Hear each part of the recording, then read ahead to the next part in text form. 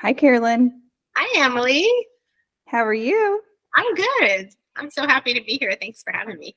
Yeah, thank you for joining us. So, this is Carolyn Gardner. Mhm. Carolyn helps me with my content for marketing, and she is a copywriter.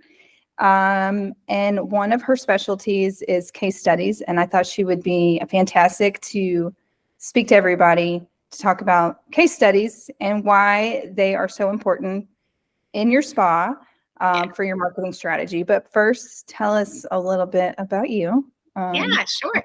So I've been doing this work for about 3 years. Started into like the remote world, but I was a teacher for a really long time and made this transition right before COVID and found just I had originally started a different business and then just found it so much fun working in the back end with entrepreneurs and their businesses and always loved to write. So I went and got my copywriter certificate and did all the things digital marketing for a while. And what I landed with was content management, all things content and the writing that goes along with it. In my opinion, they really go hand in hand. So what I love to tell people about case studies is that you don't, sometimes you have this beautiful piece of marketing, but you don't really know what to do with it. So I can help with that piece too, in terms of like repurposing it and doing that. But I'm a mom. I have one guy here and it's just us. So, and he's pretty much, we always talk about the why. He's my why of why I do this. And he's super motivating that way.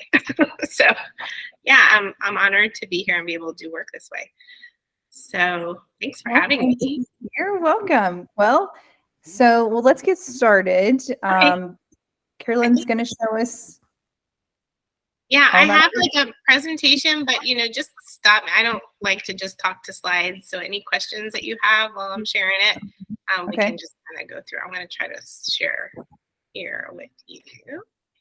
So, for those of you who don't know of what content marketing is, and Carolyn, you might want to add to this too, Yeah, but it's the copy, your emails, the wording on your website, right. the wording that you use in your Facebook post. I mean, there's kind of a strategy behind all of that, how you use those words, repurposing, your blog post to this, and then one piece of your marketing that gets lost or forgotten about that isn't even created is from your client's story, Right. so that's kind of where we are today. And I'll let you take over. Yeah. Can you see my screen? I sure can. Okay. So it really is the story, right? And that's what we're going to talk about. Talk about today. You already know who I am. That was my last screen, but let's just talk. Our agenda is just to kind of talk about the power of it and the process that you go through, and then how you can really prioritize using it. Okay. So what is a case study? It's just the story of your customer's experience with you before, during, and after. And if you're thinking about bringing people in, right, and let's say you had this on your website, this case study, people are going to want to know why people come to you, right, and then kind of watch that transformation story all the way through their experience in your spa. Yeah, I mean, especially when you're trying to sell, $1,000 service or package, some of them are, more than that, even a $500 service, and even a $50 skincare item. I mean, Right. People want to know what it did for somebody else that's real, not just what the brand is pushing out, Exactly. So, And I think we're in times too, right, where, and please tell me if I cut you off because I can't see your face right now, Emily. oh, I you're won't good. cut you off. But, right now where people are being like really careful with their investments, you can let people do the hard work for you. Somebody else telling your future clients why they should work with you or buy from you is much easier than you having to do it yourself, right? And I think some of us kind of get tripped up with that, where we don't want to sound salesy, but if you're letting somebody else do it for you, right, it's a win for everyone.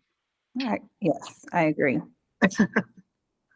Okay, so it's a story, and transformation is the bottom line of marketing, right? We want to show people how they'll change as a result of your service or what you have. So in the beginning of your case study, you're going to be like showing people where they were before they started to work with you, what they were experiencing. This is where you're kind of like dialing into whatever problem that they might have. So maybe you can kind of give me, Emily, like a couple of examples, industry specific, about like maybe what problem somebody might have before they came in this spot. I could use it as an example. Absolutely. So, just two right off the bat, one could be like acne, major acne issues. And then what was it like during, because there's a process there, even if it's wrinkles or pigment issues, there's a process of eliminating that, and then the aftermath of what the result looks like, how much clearer their skin is or smoother. Right. But sometimes it's just a skincare product, but sometimes it could be a year process that they have to go through to get their transformation. They might need multiple laser treatments. They might need Botox. They need to be on a consistent regimen of skincare, forever, so it's a relationship building experience to help, their transformation of their skin. Right. So, it's when you're going to get to the point where you're ready for a case study, you're most likely going to pick a client that's been with you for a while. Or if you're using this case study in your consultation process, it's with your sales strategy process, you would incorporate things from the beginning, your before and after pictures to, right. Results in between each session. And then at the end, when you come in with, Carolyn, Well, and I think what the power of this story as like a written piece, right, is that we talk in marketing about, the pain points of our clients. But you can really dial into that emotion. So if you're talking about acne, how is that person feeling, right? And how are they feeling now? Because I think people really connect with emotion, but it can be sometimes hard to market that. And if you have it right within a story, you can see the words can match, the change in your pictures. So it's a really powerful tool. Yeah. What they're feeling because of that acne, how did you not only transform their skin condition, but how they're feeling about themselves too? It's super powerful, right? So they want to experience that with you. That's what you want to convey. Absolutely. Because, with a testimonial, you're getting like a single phrase or a sentence. You ask for someone, hey, will you write me a testimonial? They're like, oh, I love this place. And that's all they say. There's really not a whole lot of emotion behind that. Right. That doesn't really tell you the transformational story that occurred within this customer's experience. That was a great segue, Emily. That's mine. Yeah, I'll let you. I'm sorry. I liked what you said about the case study gives you more opportunity to explain that emotion, right? You can get a little bit of it in a testimonial, but it's really just a snapshot. And snapshot, as I've been really delving into this and doing the research and seeing what's out there, case studies don't necessarily have to be long, but they go deeper, right? You really kind of get to know the person more. Or like a testimonial, maybe somebody leaves a review on Amazon, or it's like a quick thing. It's valuable. You do need both of them, but you have to think of like case studies, it tells a story. And it's that before, during, and after story, where a testimonial would just be a snapshot. And the case study is like a cumulative experience. Testimonial, again, it's quick. And with the case study, and this is the fun part that we'll talk about too, like this is where I see like taking the time to interview someone. I used to do testimonial interviews, but I realized that they were really case studies because we were talking about their complete experience. So I mean, you can do an interview for a testimonial, but I think more of a quick review or something that people can write. You're going to take the time to get with them on the phone. I would just, my opinion, take the time to do the case study. Yeah. Well, then you can take snippets of testimonial from the case study. And I'm assuming we're going to get into the marketing piece of, where. So. Absolutely. Okay. Yeah, this is, I think this is a pretty good snapshot of just the definition of the difference between the two, but you do need both of them. Yeah. Okay, so here's kind of our process. You have to get ready. You have to get prepared for it. And we'll get into that in the next few slides. Just make sure you're prepared and you actually have your interview. And then from that interview, you write up your narrative or your story, which is the actual case study. Sorry, sometimes my former teacher self will show up. So narrative writing to me is like a story. So that's the actual case study part. Okay. All right. So in terms of preparing, and this is what's fun about case studies. So like when we talked before about like a client with acne, you're going to have, even though it's a story, you're going to have different focused questions based on their treatment, or maybe you want to, like, you can create your case study around what you're wanting to sell, right? So you're going to want, if you want to sell your products that help acne, your questions within your case study will, lead to that, right? So you do have to have specific questions. Some of them are general, like, before, during, and after kind of questions. But I would recommend, having a template that you talk from. And then in terms of prepping equipment, if you're doing this like by video, just make sure everything works. I've had to, learn and go. Like I've had some tech issues, just in terms of recording, because you want to record it and then be able to have the ability to grab clips from that if you want, like on your website or whatever. So just making sure that you're all prepped is just the first piece.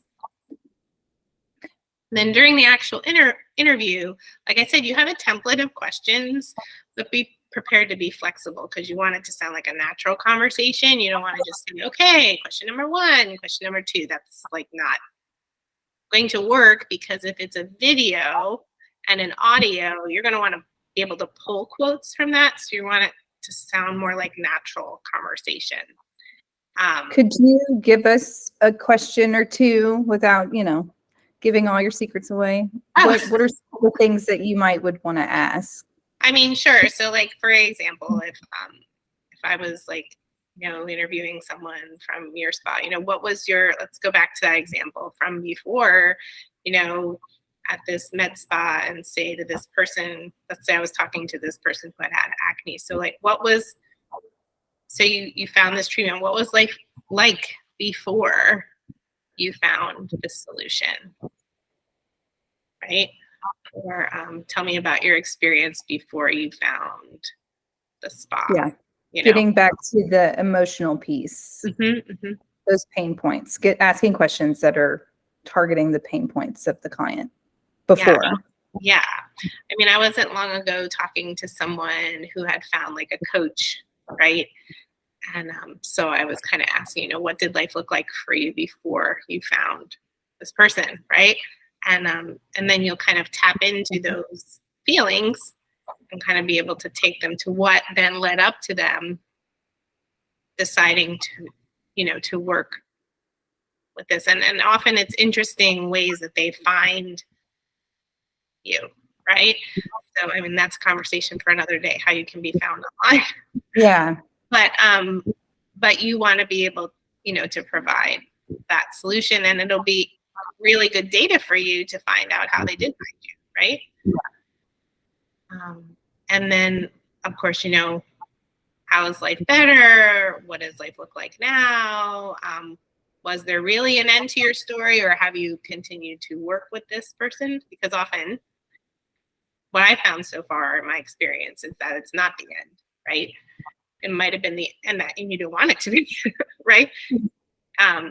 The end of maybe that treatment, but what has happened since, you want to pick someone who would say, oh, well, we finished that, and then now I'm working with them on whatever, right? Yeah. On a new pain point. Right, exactly. So I wanted to just talk about the bullet that says be objective. If you're choosing to do this yourself and they're your clients, it can be hard to be objective sometimes, or obviously you're going to pick someone who's had a good experience, but you want to be able to hear their whole experience and be willing to hear all the pieces. Sometimes that's hard when you're not using like an objective third party person to do the interview for you. So it's just kind of a tricky hat to wear. You know what I mean? Yeah, you might get some actual feedback that, it's not necessarily bad, but something that may benefit you to do better next time. And you might not hear that. They might not tell you directly, Right. And people, I do that as a customer of other places. I might keep going, and I may have had an experience that wasn't, everything's not always perfect, but it is nice to have a third party ask the mean questions. Yeah, I mean, it's tricky with, even in my own business, when I send out like testimonial forms for people to fill out, they know they're coming to me. So it's like, oh, it's great. And I really want to hear how you felt and if there's anything I want to improve. I mean, any good business to know what they can do better. So you want to like create that vibe in your chat that, I'm really open to your feedback, and that can help you be objective. Right? And it's also about making the interviewee feel comfortable, right? Yeah. Like you're open to whatever they have to say. So please, let me know. I'm not only like using this for marketing. I really care about you as a customer. I want to know what your experience was, right? And so that just kind of making them feel like whatever they say is well, that's perfect, because in our industry, a lot of the services that is provided, they're painful. I mean, there's a lot of painful services being, performed out there. Mm-hmm. And so it's a lot of discomfort for the client. Even the skincare that they take home.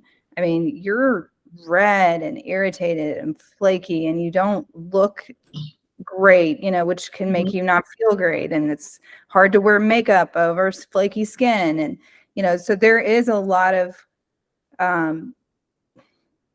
the objective parts that you're just like, but it would be nice to know their experience behind that, because you as a provider, you want to make them as most comfortable during the service as possible, most comfortable talking to you about it, because really there's not much difference between you and every other spa around the corner offering the same service.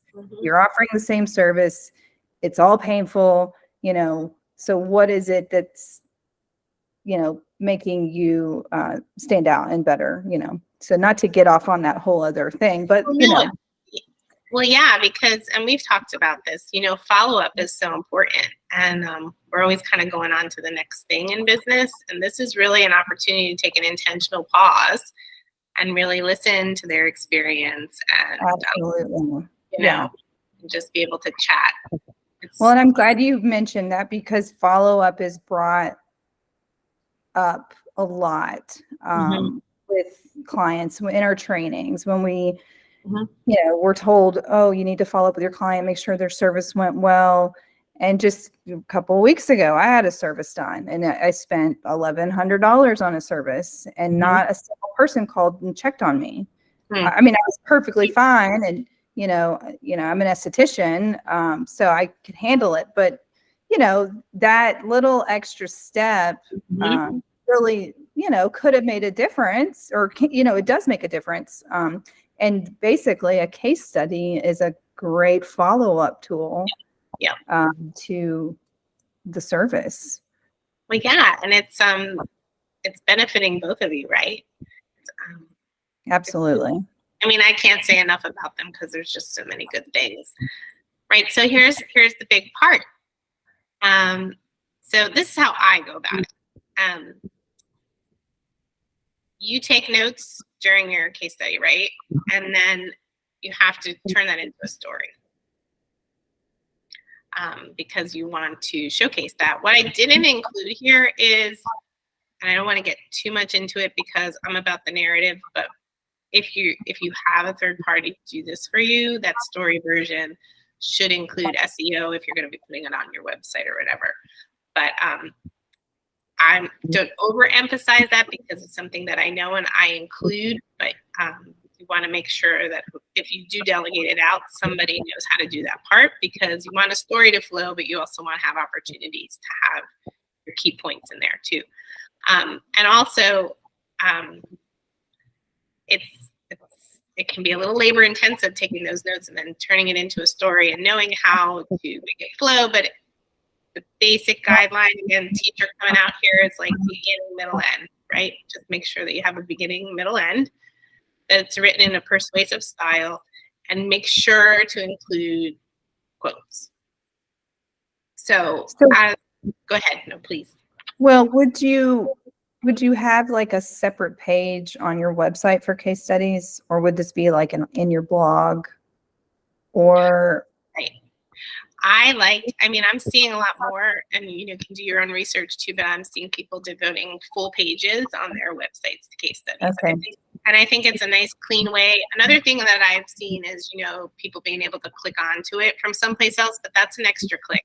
I mean, just put it there and have it be there. If it's in your header, like just another page to click on. And another thing that would be, I can just see a beautifully printed brochure type, paper pamphlet, that you could hand clients that are thinking about a service, and with the case study, Absolutely. Yeah. Here you go, because a lot of it is word of mouth, and when they're in there in their consultation talking to you too. Well, I love that idea. Yeah.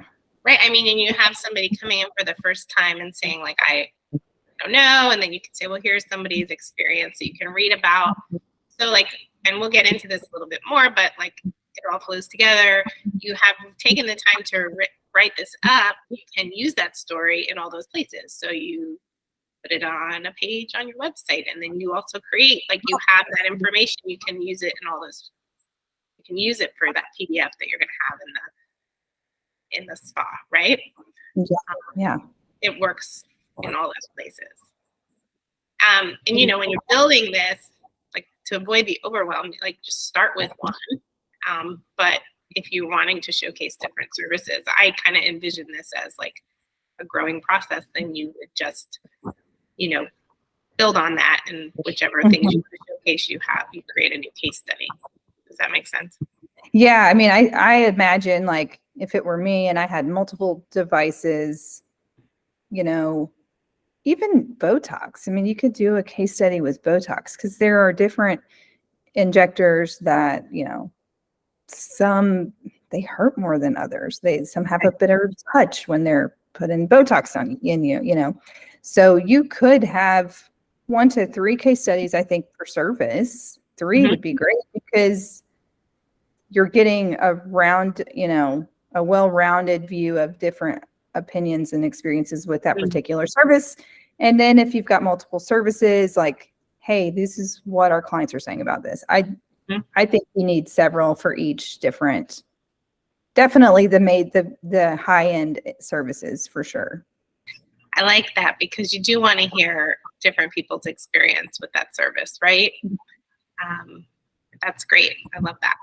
Yeah, not everybody has the same kind of skin, so different outcomes, same device, so. Well, this is one of my favorite slides also, because this is where the magic happens. You do not need to reinvent the wheel, maybe the wording, but let's take that case study now and make it work for you, right? Devote, like Emily said, a page on your website.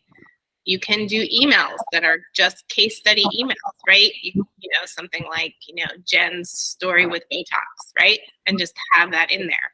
You don't have to recreate it again. Include it in your sales copy when you're trying to promote a product. Grab pieces of those quotes and put them on social media.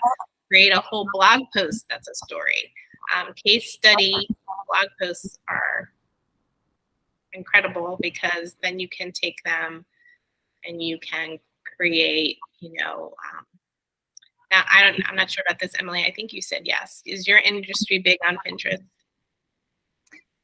Well, yeah, it depends. I know a lot of hairstylists will do Pinterest. Okay. Yeah, there is, but either way, it's taken me years to figure this out in my own marketing. I get ready to post and I hate posting on social media, and it's like, what do I have to share about what's going on? And I'm just literally thinking about what is sitting in front of me. Okay, well, I'll just, post this.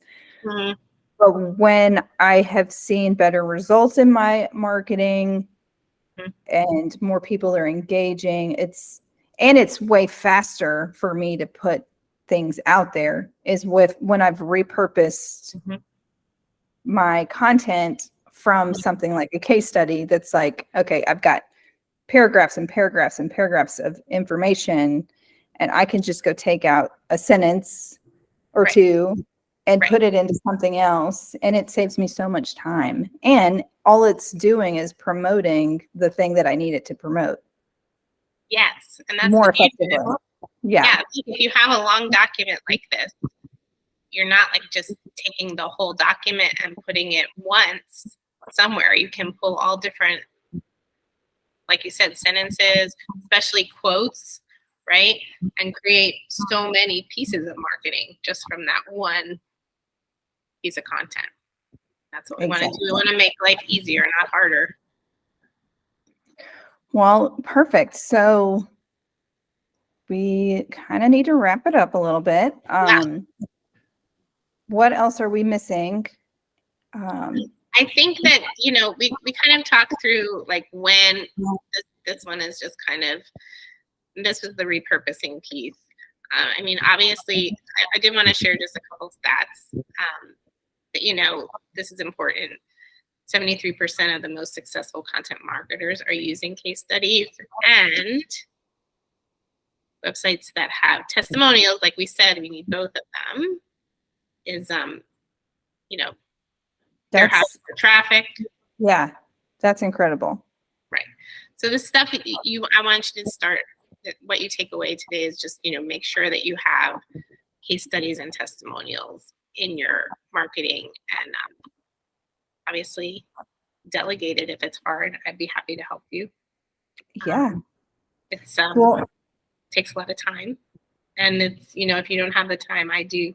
So I would love to help you with it. Well, how can they get a hold of you? Yeah, so you can just use this link to book a complimentary consultation. It's CarolynGardnerConsulting.com/book.